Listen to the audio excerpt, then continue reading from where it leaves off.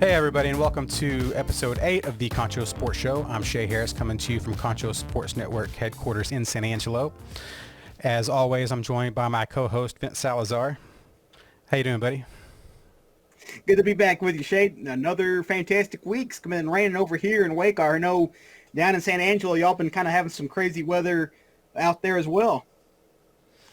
Yes, sir. It seems like almost every night we've got a severe thunderstorm watch, and I know several days ago, we had a hailstorm that lasted in some places in San Angelo over an hour. I know it went for at least 45 minutes in my house, and I was just looking out the window, watching baseball-sized hail rain down. It was like we were being firebombed or something, but with hail instead. It was pretty wild. Probably the longest. Your car's all right. Yeah, the longest hailstorm I've seen. I did not have any broken windows in the house or the truck, but there are quite a few decent-sized dings on the truck. But I just feel fortunate that I didn't have any worse damage than that.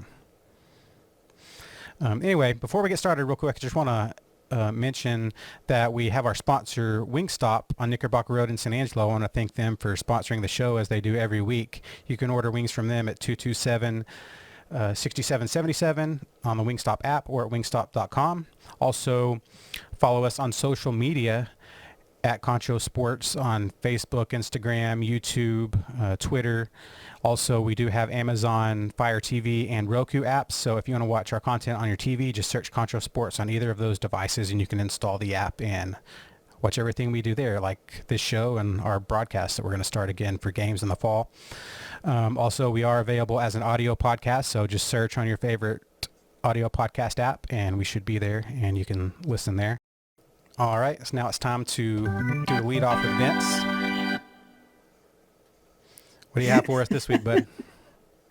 All right, man. Not a whole lot going on this week. We did get some good news out of the NBA. There are hopes that by July 8th, they're planning on making a return out to Florida, Orlando, Florida, over at Disney World. Their worldwide of sports area is hoping to possibly host some NBA games out there. I'm not sure how exactly that would all work out, but, still a big positivity when we're looking for more of a global movement towards sports as well. We also heard baseball is planning on making a summer return as well. We'll see how that kind of goes. We're not sure if they will be playing across the country or only certain locations. So definitely some questions with that.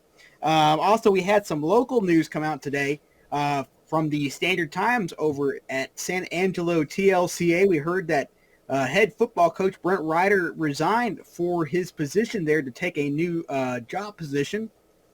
I'm trying to remember where that was out at exact. I think it's he's the defensive coordinator now for Yorktown. That's correct. So definitely a big move. We've seen TLCA kind of struggle a little bit over the last couple seasons. So be interesting to see who they try to bring in next to take over the reins over there for the Eagles. Yeah, that's going to be interesting to see. They've struggled in football lately, so we'll see what happens with them. Also, the other piece of news with local sports is with Brent McCauley retiring as athletic director at SAISD. Of course, they had to find his replacement, and they did that this past week with Rodney Chant, who comes from Fort Bend ISD, where he was in charge there of over 11 5A high schools, 14 middle schools, and he's also right now the president of the Texas High School Athletic Directors Association. So he's a guy who has a lot of experience. I think he was at Pasadena with the same position before that, so he has experience with large school districts. He's well respected. He's actually a native of Eden, so he's coming back to West Texas, so seems like another really impressive hire from SAISD. Yeah, great hire. I think he's going to do a lot of great things for both the Bobcats and the Chiefs. And, having that experience, big plus for these two schools. So can't wait to see, what he'll do and bring here to the San Angelo area. All right, now it's time to go ahead and talk Angry Orange football with our guest today, who's going into his 12th season as head coach of the San Angelo Central Bobcats. During that stretch, he's won 6 district titles, including a stretch of 5 in a row, and is now the winningest coach in Bobcat football history. So let's go ahead and welcome Coach Brent Davis to the show. Thanks for coming on, Coach. Thanks, guys. I appreciate it. Good to see y'all. Great to have you, Coach. All right. So first off, Coach, just how have you and your family been doing through all this coronavirus stuff the last couple of months? We've done well. San Angelo, I don't think was hit quite as hard as some of the other places, and thank goodness for that. And we've done well. Just kind of been chomping at the bit to get back to work. I know it's going to be kind of a piecemeal kind of way to get back in the beginning, but hopefully we can do it right and come out of this thing and lean towards football season. We hope. And of course, Coach, you are the winningest coach in Bobcat history, and you've been here for a little over 10 years now. And of course, when you started, you knew you were going to be able to have success here. Of course, you wouldn't take a job if you didn't think you could, but things were kind of down in the dumps with a long losing streak when you got here. So did you envision kind of turning things around that fast? Because it really just took a couple of years, and you've been consistent as a playoff team and district title contender every year. So did you think you would have that kind of consistent success and get things going that quick? Well, I felt like if we could ever get it off the ground, that it would, sustain itself. You have to work at it every year. You have a different group every year, and things are always, no matter what or who you have coming back, there's always different things, different challenges. So every year is different. But once you can get it off the ground and kind of have some tradition, things can sometimes help you sustain those by the other groups, wanting to continue that. So it was tough in the beginning. That first year was super tough. We didn't win a game till the ninth ball game. We were 0-8 going into our last home game against Lubbock Coronado. Our kids were still playing hard. We were still getting a lot out of them, and we ended up winning that game. And felt like we had won state championship after that one win, just to get that monkey off our back. And, that senior class could go out and even though we weren't going to be in the playoffs, they'd have something to hang their hat on. And momentum took over the next week. We won again. We went up to Amarillo and beat Tascosa and went into the offseason with 2 wins. So that was huge. That was huge momentum, huge for our program, and really carried us into the next year, which we made the playoffs. We were 5-7 that year. Didn't have a great record. Had a really tough non-district because of realignment for that year. And district, we kind of got it going and made the playoffs. Won a district game, won a playoff game. But then we really took off from there. So just it's funny how things happen sometimes. Just winning those last 2 games in 2009 really kind of set the stage for what's happened in the last decade. And being the winningest coach, that's kind of a cool thing, because it's hard nowadays, unless you're at maybe a new school, to be the winningest coach, just to be somewhere long enough, because nowadays it seems like the coaching stops are a lot quicker than that, maybe a few years and you move on, that kind of thing. So how special is it to have been able to do that here at a program that's been around for 100+ years playing football? Well, it's real special, man. I love San Angelo. That's why I've been here 11 years. I've got great people here that I work for, and they allow us to do our job. And it's a great place to be. And I've enjoyed my time, and I'm looking forward to more. I'm not by any means looking to retire. I think that's one thing that this time off, this virus is made some of us really think about, what do you want to do in the next 10 years? And I kind of figured that I don't want to retire. That sitting at home didn't work out too well. You get antsy, and, you just need something to do. You need something to get up and go and have a purpose for that day. And so I'm fired up and ready for the next 10 and, see where that takes us. But I love being right here at San Angelo. Yeah, that's good news. I think everybody watching that's a Bobcat fan is going to be excited to hear about that, because I know people just want to keep things the same, keep things rolling, and are really happy with you and your staff and what everybody's been doing with the program. So, yeah, stick around as long as you want. I appreciate Coach. that. Yeah, well, we've got the program kind of where it needs to be right now, and it's got some really good kids coming. We've had last year our JV was 10-0, and our freshmen were 9-1. Our JV B team was 8-2, and the freshman B was 9-1. So just feel good about what's coming up. And like I said, great place to work, great people to work for, and I couldn't have it any better. So I'm happy. And speaking of people to work for, you were working with Coach Brent McCauley as the AD, the last, I think, 5 years or so. And, of course, he's Yes, sir. retiring now at the end of the year. Just talk about him and what he's done for SAISD athletics and your relationship working with him. Oh, it was fantastic. He was our AD for 5 years, 5 great years.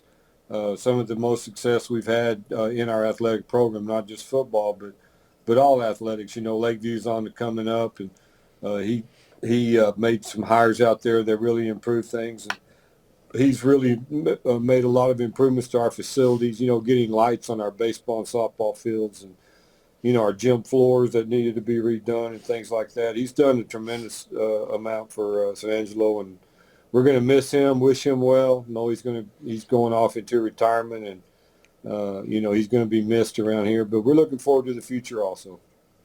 Talking about facilities, the San Angelo Stadium turf and track are getting replaced right now. And it looks like the turf is pretty much done, and we've seen photos and things online, so that's looking really nice. It does look great, and Coach McCauley had a tremendous amount to do with that also. It was needed. The turf was put down, I don't know, several years ago, and they have a life expectancy of 8 to 10 years, and we practice on ours quite a bit too, so that puts a little bit more wear on it. But I love the new look that we have. It's symmetrical. It's going to, both end zones look the same. Put a little bit more blue on it. I think it really pops, and they're going to have a brand new track. It's going to be a little higher quality track than what we had laid down previous. So it's going to be great for our track and field programs also. And we're excited about the new facility upgrade. Yeah, very cool. And yeah, you said how the colors kind of pop. My favorite thing actually is, and this is different than any they've ever had there for turf, is that blue that kind of goes around kind of behind the out of bounds line instead of just like a thinner white line. You've got the blue that goes all the way around. Right. It really makes a big difference. Yeah, it really makes it come up some. I think that's a little added thing we put in there. We've seen it a couple of other places, and what it does is it brings that color up to the 25-yard lines on both sides where the coaches' boxes are, and I really like it too. And of course, with McCauley retiring, they just recently hired a new AD, Rodney Chant, who comes from Fort Bend ISD. So talk a little about that. Have you been able to talk to him yet and get to know him a little bit? Yeah, we've had we've had some conversations. I'm excited.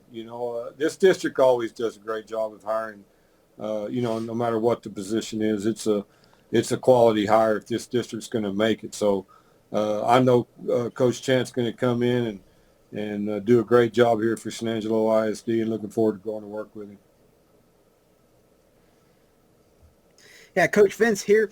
I want to take us back just a little bit here. When did you actually kind of start tracking the pandemic situation, and then when did you really realize that this was going to have a big effect, on the sports world and our whole world entirely?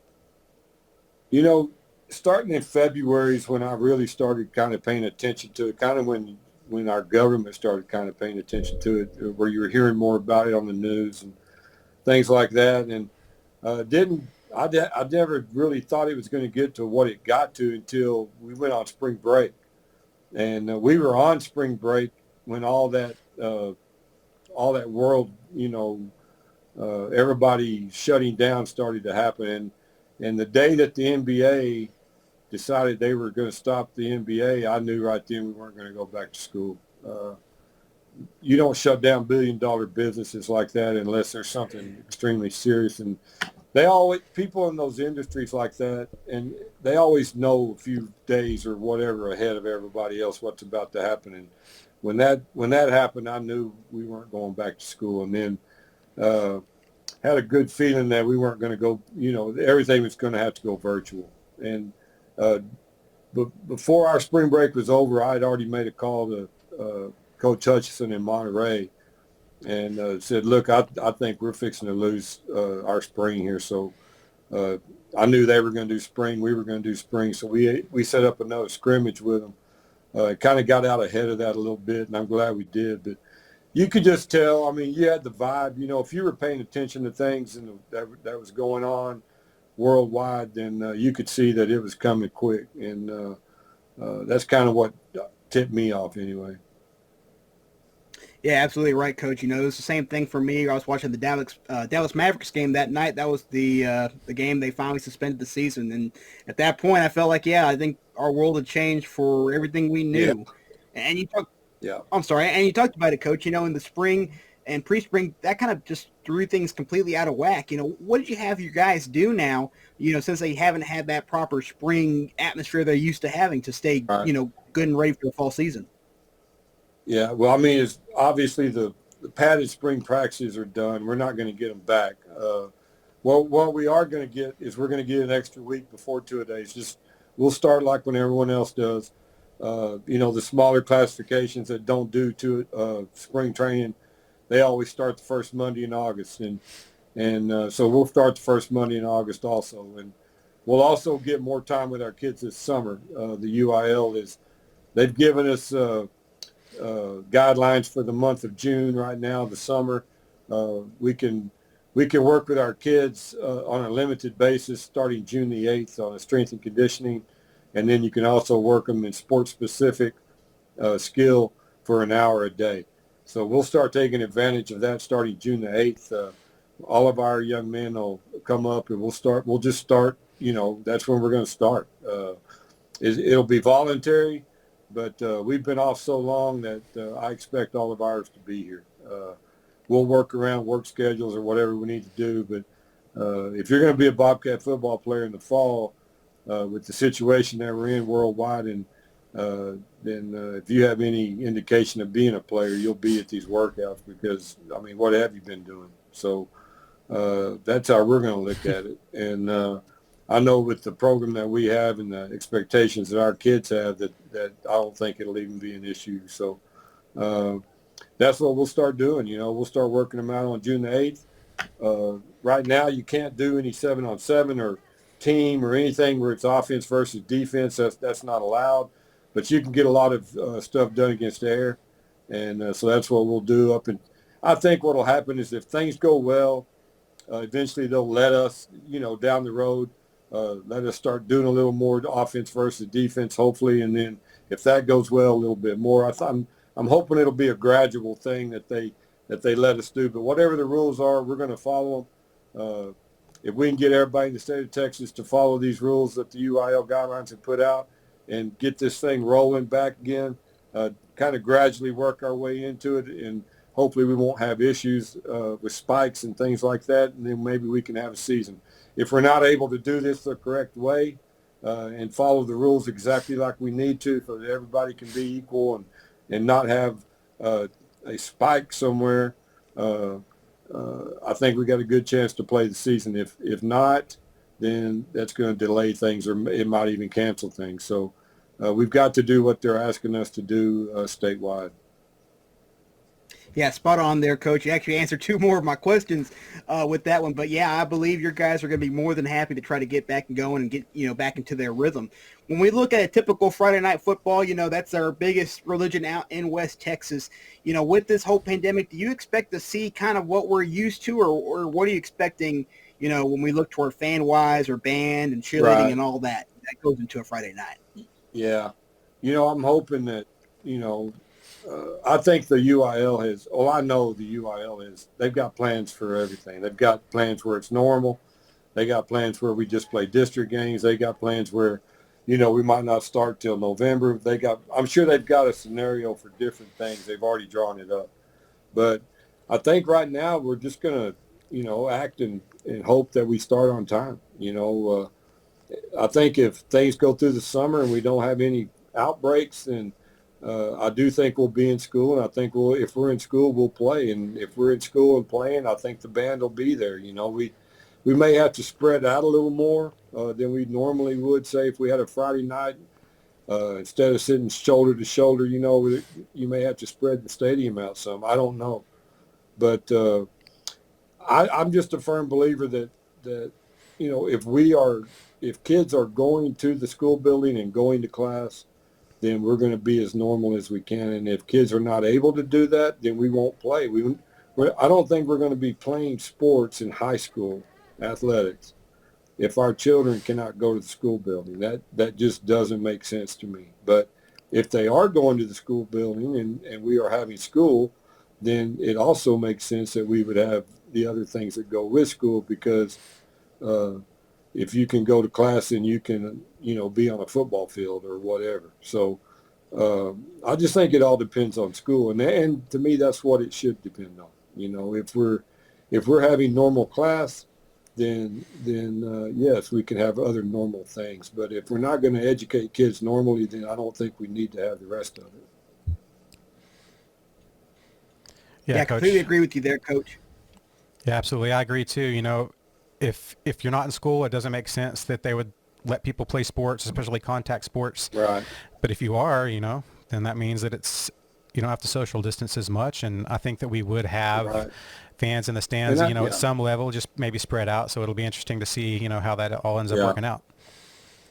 And hopefully, I just think we've got to we're an advanced society here. We just got to use our own common sense, and people got to be smart and do what's best. And that's what we'll do. I know we will. We've already done that. Yes, sir. You were talking about all the things, that we haven't been able to do this spring and in the off season. So, what does it mean to lose spring practice and 7-on-7 and things like that? Everybody is in the same boat, and we are going to have extra time and an extra scrimmage in the summer like everybody else. But what effect does this have? And do you kind of feel like you're flying blind a little bit with your team and what you're going to have next year? Yeah, it's just we love the spring because we get to see our kids that we don't get to see already. The guys that are going to be your sophomores and the guys that are going to be your juniors that were on the JV, those guys right there are the ones that grow so much. And, we got a really young quarterback and a sophomore kid that we want to look at. We want to see him under fire, and we didn't get to do that. And now we can't do it until two-a-days, hopefully. So it just it delays our knowledge about our football team that we would already have, we would have already been through all of it, and we would know, and we would already have plans for for when we start, like who can do what and where. But we'll just have to figure it out faster, and we'll have to figure it out right, as we're doing it, basically. So it'll be all right. We're all in the same boat. It'll just be a different way to do it, and I've done it this way plenty of times when I was the head coach at smaller classifications, so it's nothing new to me. It'll just be something we'll have to deal with and adjust, and I still think we're going to have a chance to be a really good football team, and I'm so excited about being in the Little Southwest Conference again and playing our traditional rivals, and just can't wait to get started. I just hope we get to start and play the season. Absolutely. And what is your message when this first, kind of started to happen and everything was getting shut down and you knew you weren't going to be able to, like you said, spend that time, with all your kids? What was your message to them at that point? And then also, what is your message for them as far as what, just after all this has happened, what do you want them to take away from this entire experience? Well, the answer to your first question was always just take care of your academics. Don't be an issue. Don't be a problem. Don't cause the teacher any more problems than she's already dealing, or he is already dealing with in this situation that we're all in, that no one can it's no one's fault. It's just the way it is, and we all got to help. So do what you're supposed to do, basically, academically, and then athletically. Do what we ask you to do. We're sending you a workout each week. Make sure you get it done. They all, the old saying, character is what you do when no one's looking. Well, let's have high character. That's what we expect. So do what's expected of you. And it's, that's the best thing about being part of a team is you're part of something that's way bigger than you. So if you don't do your job, then that's one link that's weaker. So that's what we just try to get across to them. It's bigger than you. It's not just about you. It's about a lot of things besides you. So you do your part, and it all goes together. That's really what we tell them every day, whether we're seeing them in the weight room or they're doing it on their own. So we just get the same message, It's always our message. But, and then the answer to the second question you had is let's learn from it. Let's see what works, what doesn't work, what benefit we can. There's things that happened in the last 3 months that we didn't even know we could do as a society. Yeah. That now is a better way of doing it than we used to do it. So, learn from that. But I do think it's important that we all understand that there's certain things in life that you have to be face to face to get the full effects of. And I think teaching kids is one of those things. I think having a live person that you interact with and they know your emotions and things that you can't get from a Zoom meeting still have to be there. And so to me, that will never go away. But other things that we've learned is that we can learn from this thing. I hope we learn, and next time if it happens or something similar, that we handle it so much better. It's hard to handle things when you don't know what to expect, but maybe after going through this, we've learned a lot to help the next time. Yes, sir. Well said, Coach. And it is, like you mentioned, it's kind of amazing what our society can do, when push comes to shove and we really need to do something, how quickly we can mobilize and get certain ththings done. Yeah, it is amazing. And it's a really good lesson. You try to teach that to, I used to teach history when I taught, and, you try to relate what World War II was to America and what America had to do to survive that and how everybody came together. Well, it's hard for this generation. It's hard for my generation. I didn't live through that either. And it's hard to understand that, what does that really mean? And even though this wasn't a war situation, it was a situation where we kind of had to all come together, and we had to do something as a country together, and everyone had a vested interest. So, that part of it is kind of cool to live through and kind of experience. It's kind of like it was in 9/11, how it kind of just made the whole country come together. Those kinds of experiences are good for us to have. I think it brings us closer together as a people. Yeah, definitely. So, we have had a ton of surprises this offseason, things that we never could have expected, especially with all of this coronavirus stuff and the pandemic. One thing that wasn't a surprise was realignment. I think everybody expected you guys to go back to 2-6A, the little Southwest Conference where you belonged, and you already said that you're really excited about that.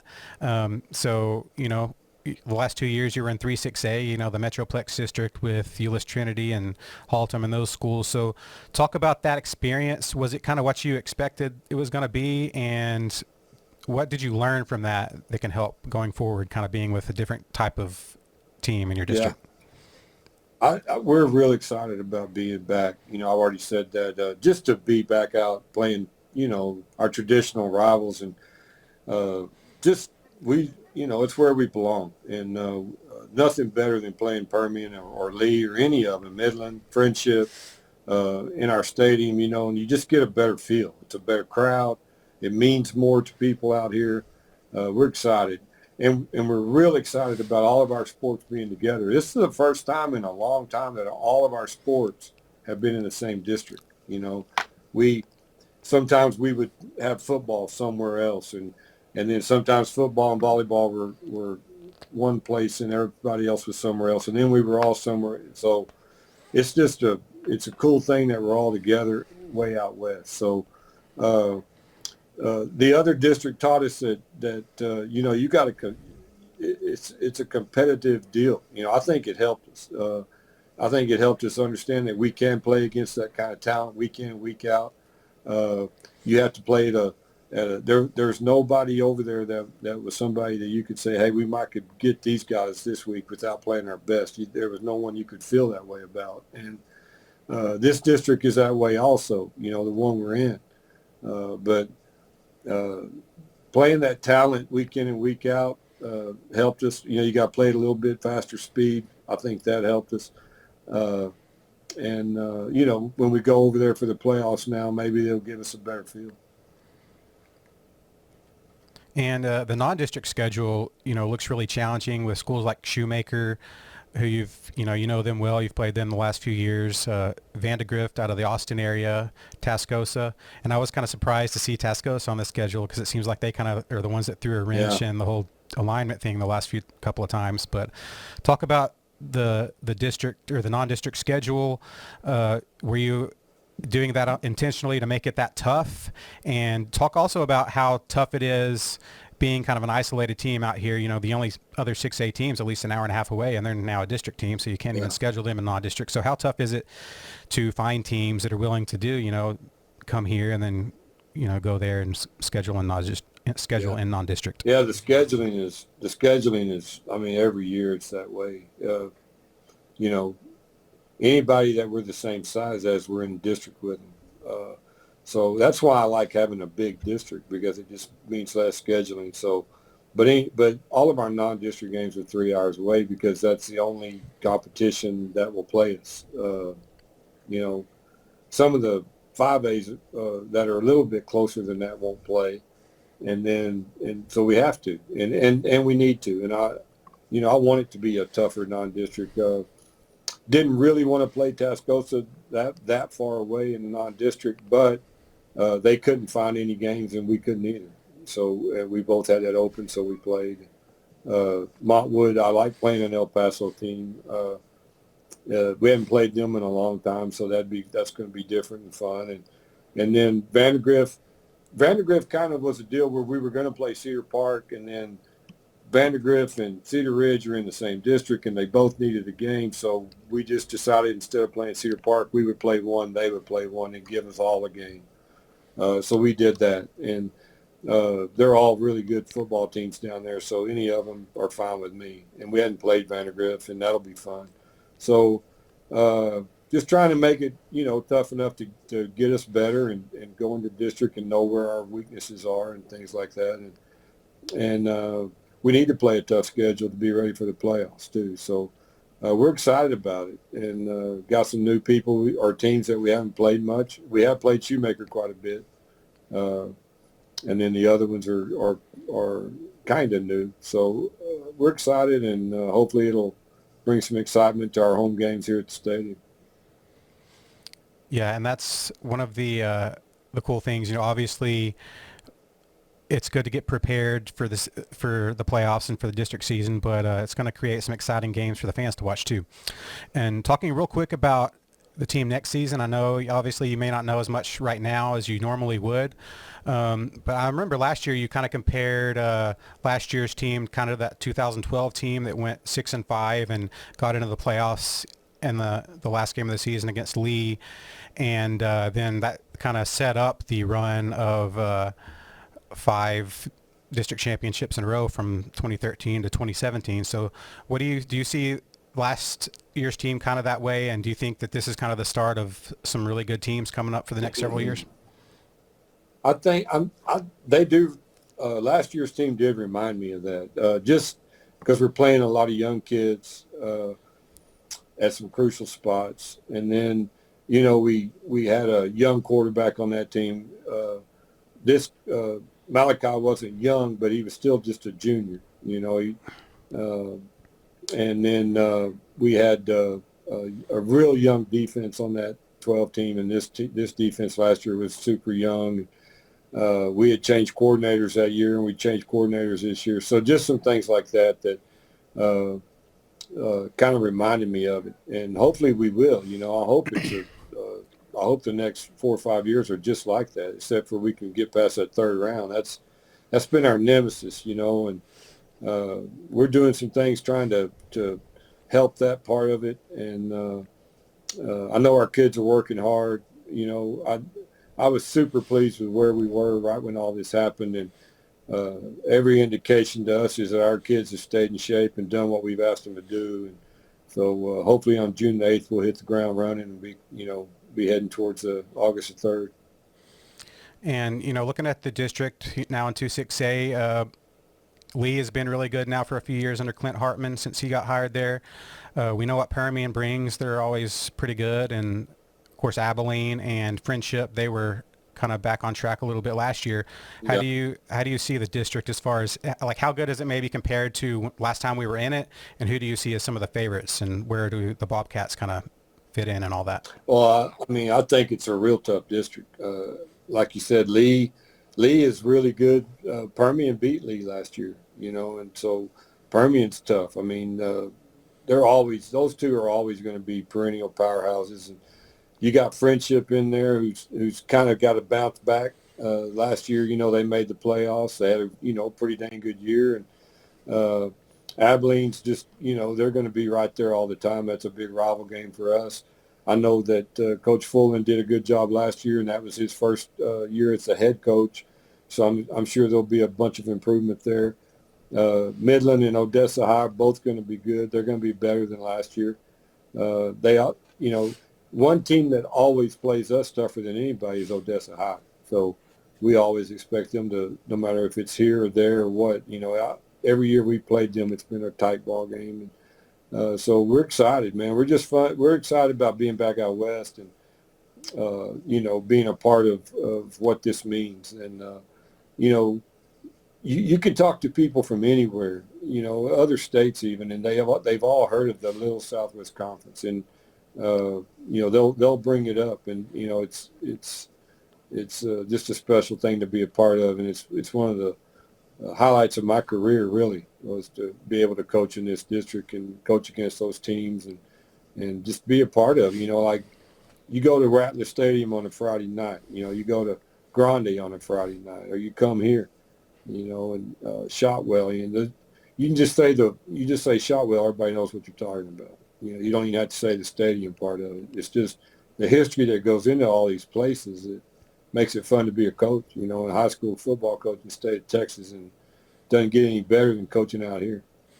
Absolutely. I think everybody is excited, whether it's fans, the team, the media, getting to for one thing, not have to go to the Metroplex to mess with all that traffic and stuff for everybody, including the media and fans and the bus drivers and everything. And then just to get to go, like you said, it's just a different feel on these stadiums out here.